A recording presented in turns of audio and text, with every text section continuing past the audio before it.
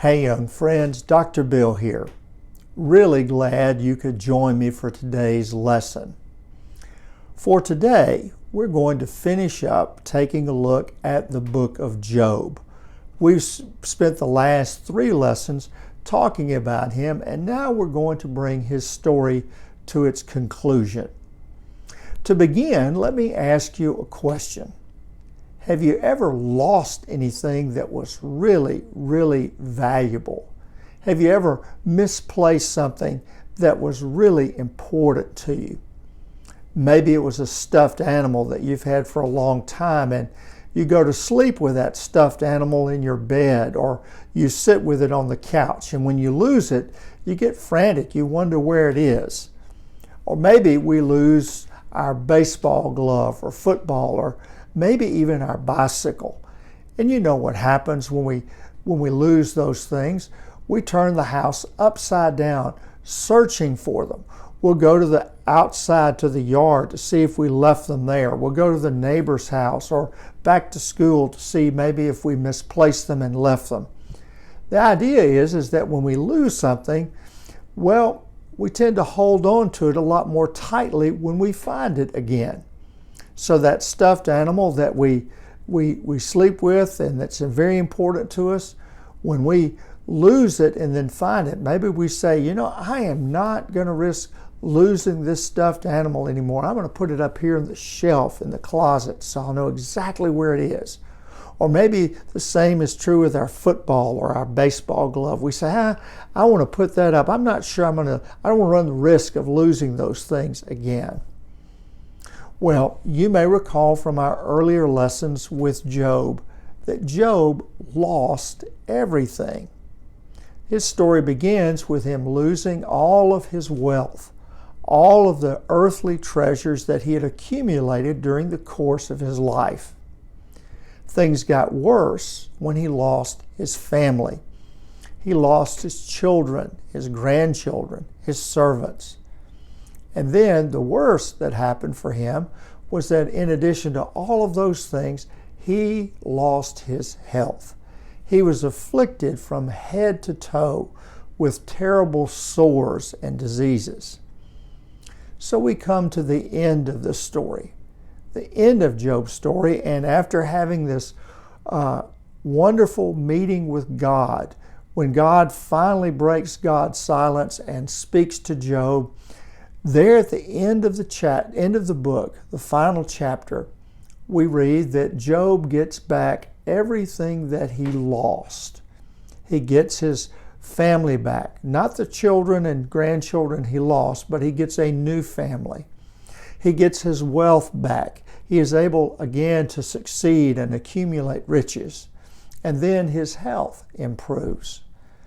Now, many read the story and say, well, that's what we hope God will do.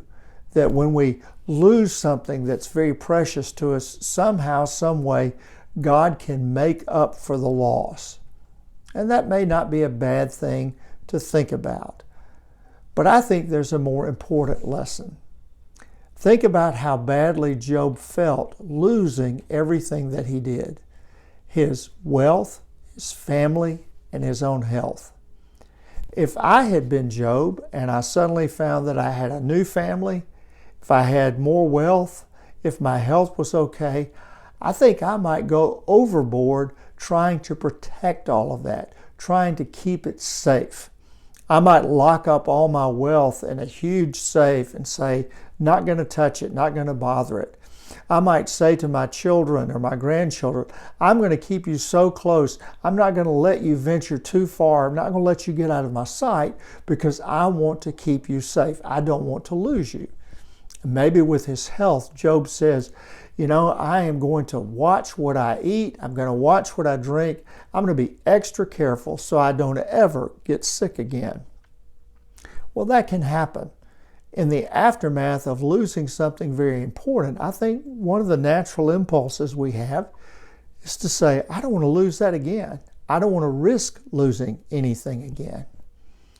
But the beautiful part of Job's story, I think, in the ending, is that for all that Job lost, he receives all of these things back, and Job is willing to live.